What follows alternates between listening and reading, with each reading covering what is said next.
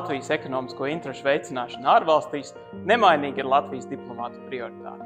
Vācijā, kas ir Eiropas lielākā ekonomika un Latvijas strateģiskais partneris, sadarbības potenciāls ir milzīgs, bet diplomāta darbs intensīvs.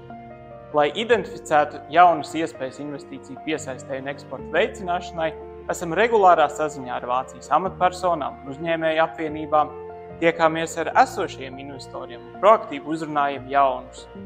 Stāstām par iespējām digitalizācijā, enerģētikā, aizsardzības nozarē un citās.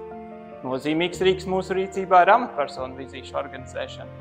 2024. gadā organizējām Latvijas vēsturē lielāko valsts amatpersonu uzņēmēju delegāciju Vācijā, pievēršot šeit Latvijai nedalītu uzmanību. Rezultātā Vācija ir kļuvusi par Latvijas otru nozīmīgāko tirdzniecības partneri, bet investoru interese par mums ir četrkāršojusies.